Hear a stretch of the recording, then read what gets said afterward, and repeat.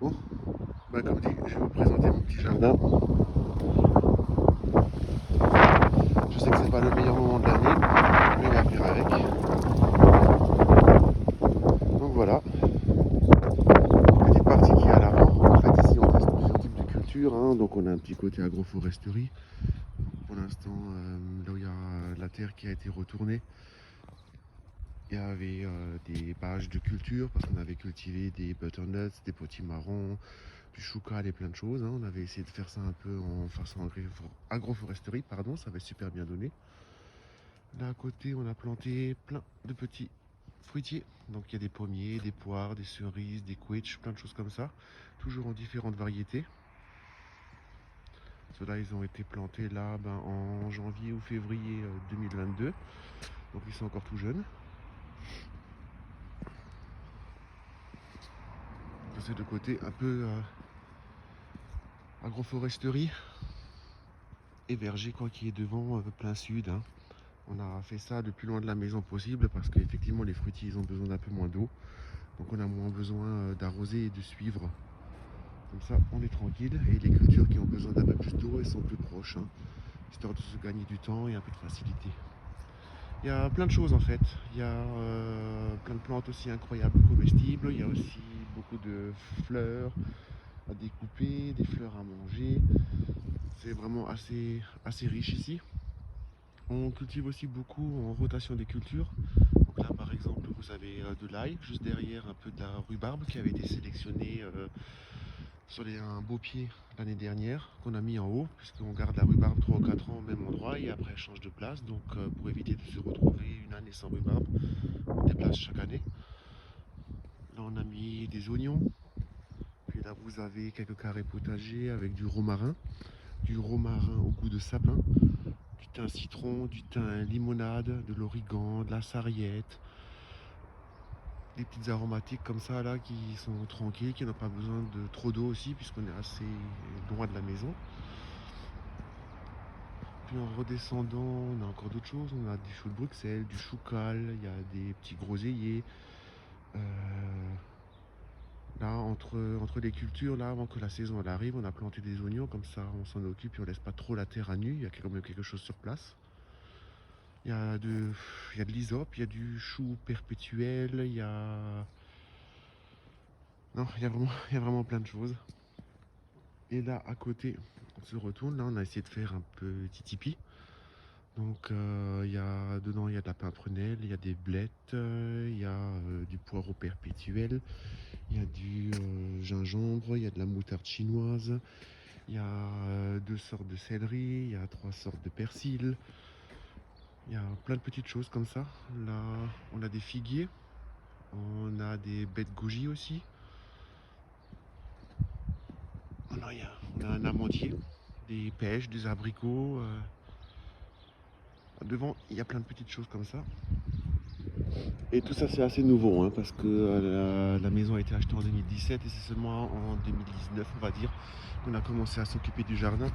Il faut s'imaginer avant, c'est qu'ici, il n'y avait rien, hein. Il n'y avait pas de pavé, il n'y avait pas d'herbe même, c'était juste de la mousse parce qu'il y avait beaucoup de sapins. Donc il y a eu un peu de travail là derrière pour arriver à ça. Il y a aussi beaucoup d'ornemental, j'ai oublié de dire, hein. Il y a des catalpas, il y a du lilas blanc, du lilas violet, du lilas bicolore, des forsythias, différentes sortes de lauriers, et encore plein d'autres choses comme ça, hein. Là, je me suis fait mon petit atelier de fleurs à couper. Donc, il y a des gypsophiles, il y a des tulipes, il y a des lys. Les tulipes aussi, je crois qu'on est à peu près à 18 variétés différentes. Il y a des genêts arc-en-ciel, il y a des genêts jaunes, il y a de l'eucalyptus, je ne sais pas si vous avez vu en haut aussi. Il y a de la passiflore, il y a du houblon. Là, ensuite, fallait isoler un petit peu ici. J'aurais préféré avoir de la terre, honnêtement, que ça. Mais juste en dessous, il y a la cave, donc c'est un peu compliqué pour drainer l'eau. Et là-dedans aussi, il y a des petits carrés potagers aussi, pareil, hein. Là-dedans, vous avez une fois des radis, puis à côté, il y avait de la mâche. Puis là derrière, il y a des fleurs au goût de chewing-gum et de l'oignon rocambole. Et chaque année, tout ça, ça change, hein. On fait vraiment un cycle, une rotation. Il y a des plantes au goût de curry, il y a des oliviers, des rosiers, il y a du laurier sauce, il y a des fleurs. fleurs de dune, il y a vraiment plein de choses, hein. Si je dis pas de bêtises, aux dernières nouvelles, la dernière fois que j'ai fait mon plan dans le jardin, on était à 586 variétés différentes à peu près, hein. Donc ça c'était maintenant la partie un peu en haut. Donc ça c'est la partie vraiment plein sud, hein. Donc là on va descendre. Bon. Il y a un petit peu d'herbe, hein, dans les cailloux, mais bon, je cherche pas à faire un green de golf, donc c'est pas grave. Donc après on arrive en bas. Donc mon terrain il s'arrête jusqu'aux sapins. Les sapins ils sont morts, je sais, mais ils sont à l'ancien propriétaire, donc on va faire avec pour l'instant. Et là en bas c'est pareil, hein, on a vraiment plein de choses, hein. Là j'ai de la menthe fraîche, j'ai de la menthe pomme, des rennes des prés, il y a de la sauge bicolore, il y a de la sauge la verte, la normale, la plus commune. Il y a des edelweiss, il y a de la bruyère, il y a des kaluna, il y a des bambous. Il y a beaucoup de choses, hein. Là devant, je ne sais pas si vous connaissez, l'argousier, aussi très sympa. Il y a des kiwis auto-fertiles, il y a un pied de fuchsia à fruits comestibles et à fleurs comestibles. Et puis à nouveau, on retrouve toujours des petits fruitiers, des cerisiers, des coëttiers, des choses comme ça qui ont été plantées là pour apporter un petit peu d'ombre.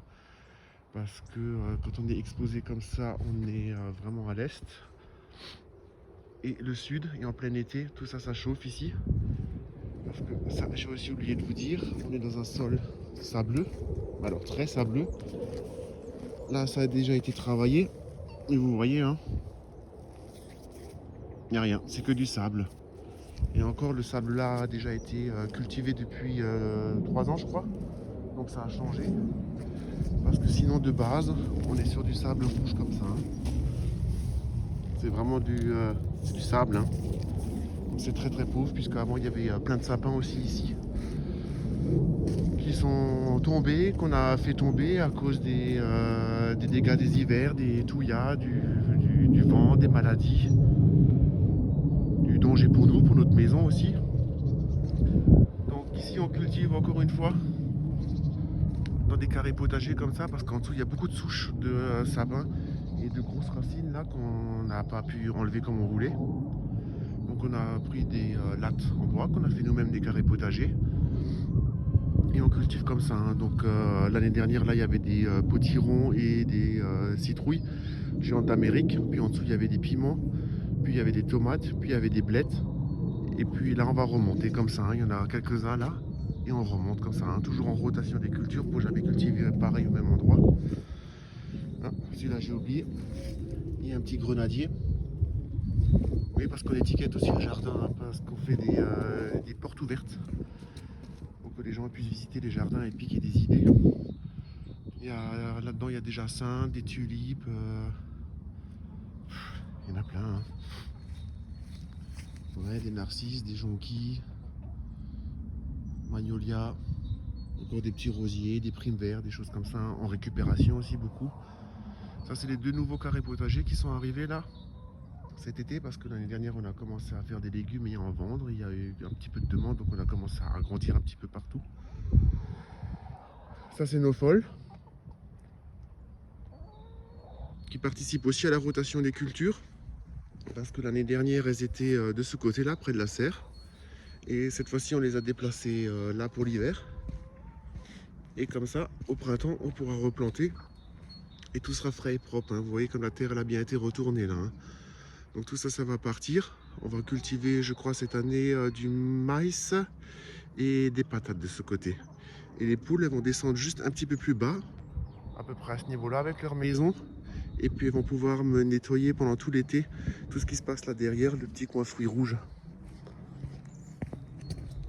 Où on a des framboises, des mûres, des groseilles, des cassis, vraiment tous les fruits rouges, hein. Là on a un petit coëttier. Donc je pense que ça va plutôt être un prunelier puisque c'est reparti de la base. C'est pas grave, hein, on verra ce que ça va donner.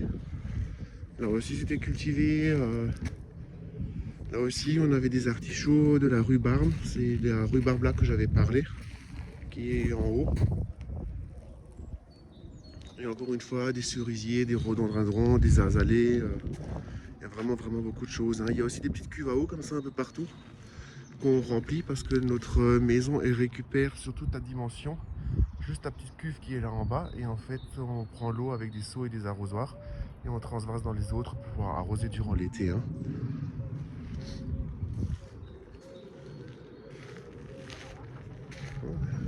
Beaucoup, beaucoup de fruitiers, de plantes grasses, plein de choses. Là aussi, ça a bien repoussé. Parce que ici, tout l'été, quand on a les poules ou des choses comme ça, on jette toujours de côté. Et puis en fait, ça repousse, hein, une fois que ça a été monté en graines, ça se ressème automatiquement, hein. On le voit, hein, il y a de la moutarde, il y a des blettes, il y a de la salade, il y a des brocolis qui arrivent de nouveau. Et on garde tout. On garde tout, on transforme tout. On a notre petit compost, on a un tas de fumier, on a notre tas de bois, on a un petit peu de tas de reste des poivrons et des tomates. Vraiment tout est gardé ici, on jette rien, hein. C'est ce qu'on peut pas travailler nous, on peut pas consommer, ça va ou aux poules ou ça retourne au compost, hein. Je crois qu'on n'a jamais mis une seule brouette en déchetterie, même pas un sachet, hein. Même pas un bout de bois, même les troncs d'arbres des sapins qui ont tombé, ben, vous voyez, hein, ça a été utilisé pour faire des carrés potagers, tout reste sur place, hein. Là aussi, il y a des dodias, il y a des rosiers, il y a encore d'autres plantes.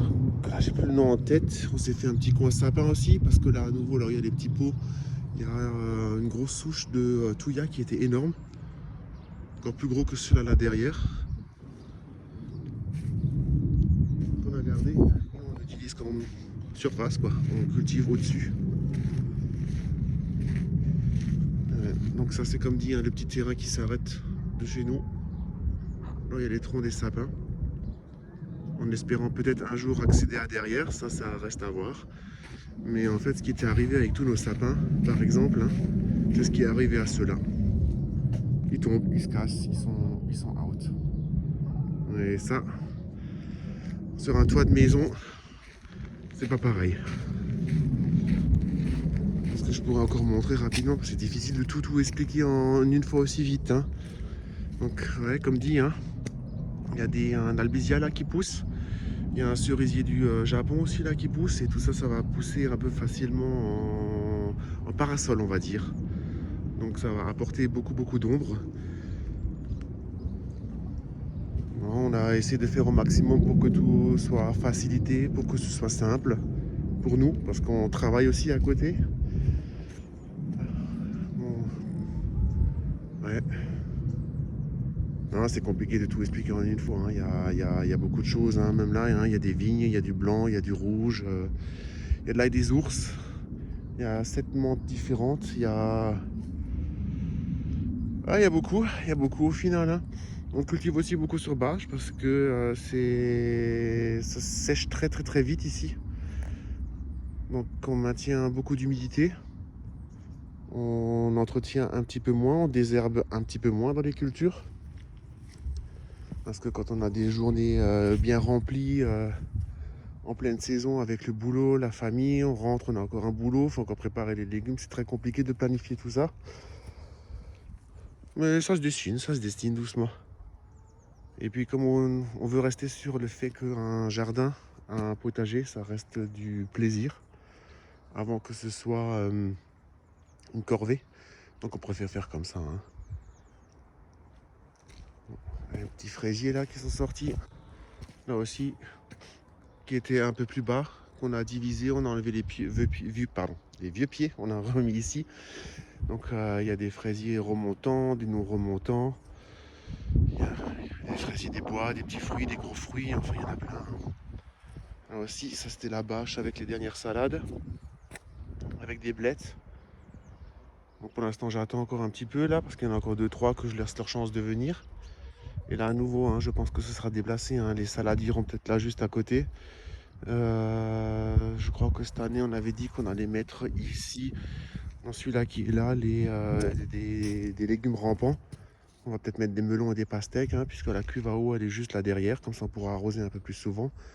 Et là ça peut ramper partout, hein. C'est pas dérangeant, hein.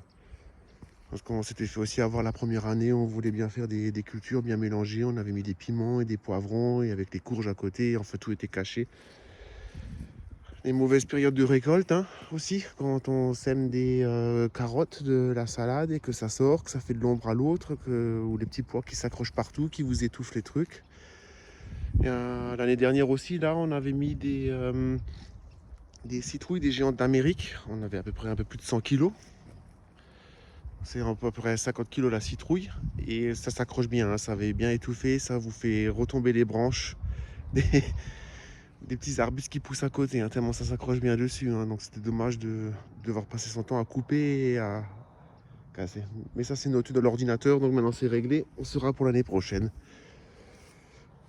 Et là aussi, une grande partie là qui chaque année est de plus en plus agrandie.